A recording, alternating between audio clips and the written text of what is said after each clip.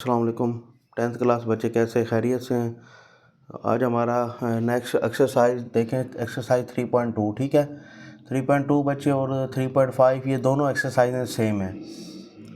तो अब हमने क्या करना है, इसमें एक दो कंसेप्ट भी लगते हैं। डायरेक्ट वेरिएशन क्या होती है और इन्वर्स वेरिएशन क्या होती है, इस तरह से, और कंपाउंड वेरिएशन भी होती है इसमें।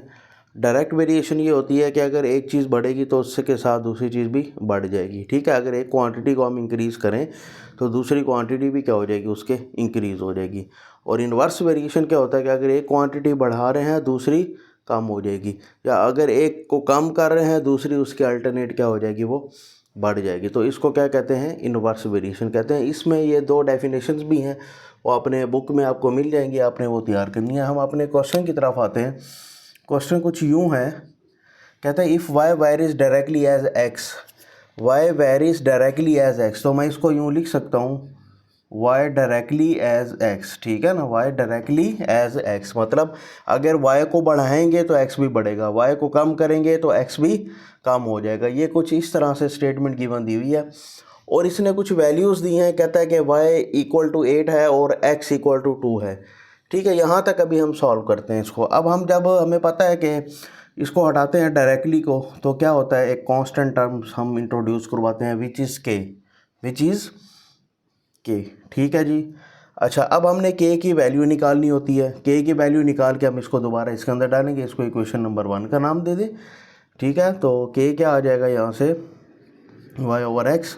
ये एक्स जाके वाई पे डिवाइड हो जाएगा, तो हम वाई की वैल्यू डाल देंगे। वाई की वैल्यू हमारे पास कितनी है, 8, और एक्स की वैल्यू कितनी है, 2। तो के कितना आ जाएगा, 2 1 द 2, 2 4 द 8, के आ जाएगा आपके पास 4। इसको आपने कहाँ पे पुट कर देना है, दोबारा पुट इन 1।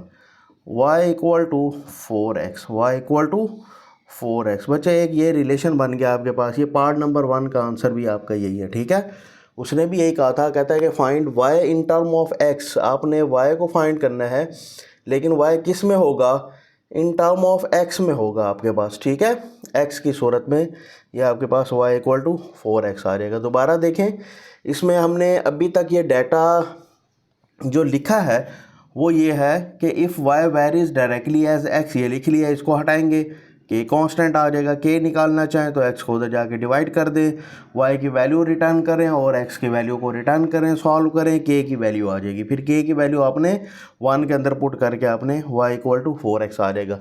अब एक बात आपने यहाँ पर ज़हन में रखनी है। अब देखो यहाँ पर भी कुछ वैल्यूज़ हैं, ठीक है, यहाँ पर भी वैल्यूज़ हैं। अब बच्चे यहाँ पर क्या हो जाते हैं, कंफ्यूज ये हो जाते हैं कि हमने पहले कौन सी वैल्यू यूटिलाइज़ करनी है और दूसरी हमने कौन सी वैल्यू यूटिलाइज़ करनी है। एक बात आपने जहन में रखनी है, के की वैल्यू वो होगी जो फाइंड से पहले पहले गिवन होगी आपको। ठीक है, यहाँ पर भी देखें, आपको हर क्वेश्चन में बताता जाऊँगा कि के की वैल्यू कौन सी होगी जो आपकी स्टेटमेंट के साथ लिखे होंगी। ये देखिए, ये क्वेश्चन गिवन है आपको यहाँ तक। ठीक है, वैसे तो पूरा पूरा क्वेश्चन है, स्टेटमेंट का पार्ट है ये वाला। ठीक है, देखें, if Y varies directly as X and Y equal to 2 and X देगा, तो उसकी स्टेटमेंट यहाँ तक ख़त्म हुई है। फाइंड से पहले पहले आपका जो डाटा होगा वो आपका क्या होगा, के लिए डाटा होगा। ठीक है, अब वो कहता है, पहला पार्ट क्या कहता है, Y in term of X, Y in term of X, ये आगे बचे, Y in term of X आपके पास निकल आया। ठीक है, देखिए ये वाई की वैल्यू था इन टर्म ऑफ एक्स। अब हमने सेकंड पार्ट निकालना है इसका। सेकंड पार्ट में जी, सेकंड पार्ट में क्या निकालना है हमने, वो कहता है कि फाइंड वाई फाइंड करना है हमने when x equal to 5, when x equal to 5। बच्चे रिलेशन हमारे पास क्या है, ये वाला रिलेशन बना हुआ। ठीक है, हम यहाँ पे इसको लेके आएंगे, y equal to 4x, Y equal to, ये हमारी इक्वेशन नंबर 2 भी इंट्रोड्यूस होगी।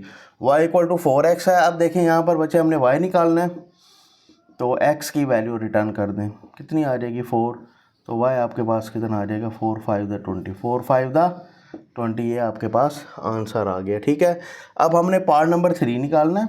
ठीक है जी, पार्ट नंबर 3 देखें, पार्ट नंबर 3 में क्या कहता है, कहता है कि x फाइंड करना है आपने जबकि y आपके पास कितना गिवन है 28, y 28 है। हम लिखेंगे यहाँ पर फ्रॉम इक्वेशन 2, जो हमारी इक्वेशन बनी हुई है, फ्रॉम इक्वेशन 2 कौन सी है बच्चे, y इक्वल टू 4x, यहाँ पे आपने y की वैल्यू डालनी है 28 एंड 4x, ठीक है। तो 4 को दोनों साइडों पे आप जाके क्या कर दें, डिवाइड करवा दें, 4 कैंसिल, तो x आ जाएगा आपके पास 4 7 था, ठीक है। ये आपके पास x 7 आ जाएगा, ये भी आंसर है आपके पास और ये भी आंसर है, ठीक है। 3 आंसर आपके पास आ गए, पहला y in term of x और दूसरा y when x equal to 5 and तीसरा हमने x निकालना है और वहाँ से आपके पास y की वैल्यू आ गई, ठीक है। इसका क्वेश्चन नंबर 2 देखते हैं हम। जी बच्चे, हमारे एक्सरसाइज 3.2 क्वेश्चन नंबर 2 गिवन है हमारे पास। अब देखें इसमें हमने क्या करना है, इसमें रिलेशन क्या गिवन है आपको, रिलेशन आपको देखें ये गिवन है y directly proportional x, y directly proportional x, y equal to 7, x is equal to 3। बच्चे ये वाला जो डाटा है आपका, ये सारा का सारा ये आपके लिए k के लिए गिवन है। मैंने जैसे लास्ट क्वेश्चन में बताया आपको कि फाइंड से पहले पहले जो भी डाटा होता है, फाइंड से पहले पहले जो भी डाटा होगा वो आपका क्या होगा, k के लिए होगा। यहाँ से आपने k को पुट करना है, y इक्वल टू के एक्स, क्योंकि डायरेक्टली हटाएंगे तो k आ जाएगा, यहाँ से k की वैल्यू निकालनी है आपने, इसको उधर जाके डिवाइड करवा दें, ठीक है जी। x को y की वैल्यू कितनी है 7/3, इसको इक्वेशन नंबर 1 का नाम देते होते हैं हम, 7/3। अब ये कटते नहीं है तो क्या करेंगे, put in 1, y equal to k की वैल्यू क्या है बच्चे 7/3 इंटू एक्स इंटू, और यही हमारा इक्वेशन नंबर 2 भी है और यही हमारा पार्ट नंबर 1 भी है। वो कहता है फाइंड 1 करना है y in term of x, ये देखें ये y आ गया आपके पास इन टर्म ऑफ x के ऊपर आपके पास निकला है, ठीक है। सिमिलरली हम इसका दूसरा पार्ट करते हैं। दूसरे पार्ट में क्या कहता है फाइंड x करना है आपने, x को फाइंड करना है, जबकि y आपके पास कितना है 35। यहाँ पे आप लेके आए इसको, कौन सी equation, from equation 2 y equal to 7/3x, 7/3x। जी y की वैल्यू x हमने फाइंड करना है, y की वैल्यू रिटर्न करें यहाँ पर 35 इक्वल टू 7/3x, तो 35 मल्टीप्लाई बाई 3/7। हमने क्या करना है, यहाँ से दोनों साइडों से 3/7 को मल्टीप्लाई कर दे, यहाँ पे भी 3/7, यहाँ पे भी 3/7, ये कैंसिल हो जाएगा, x की वैल्यू आ जाएगी आपके पास 35 मल्टीप्लाई बाई 3/7, 7 1 द 7, 7 5 द 35, और x equal to 5 multiply by 3, x is equal to 3 5 the 15, ठीक है जी।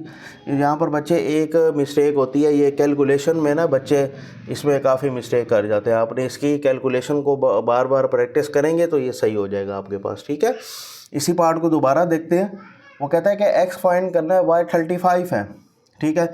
इक्वेशन हमारे पास कौन सी रहेगी, y इक्वल टू 7/3x, यहाँ पर y की वैल्यू रिटर्न करें, y 35 है और ये 7/3x हमने निकालना है। अब x के साथ 7/3 है तो हम इसका उलट दोनों साइडों से हम 3/7 मल्टीप्लाई करवा देंगे। जब हम 3/7 मल्टीप्लाई किया हमने तो क्या हुआ, देखिए ये 3 से कैंसिल, 7 से कैंसिल, x सेपरेट हो गया, 35 इंटू 3/7, ठीक है जी। अभी 7 1 द 7, 7 5 द 35, तो 5 ज़रब 3 into X equal to 3 5 the 15, ठीक है जी।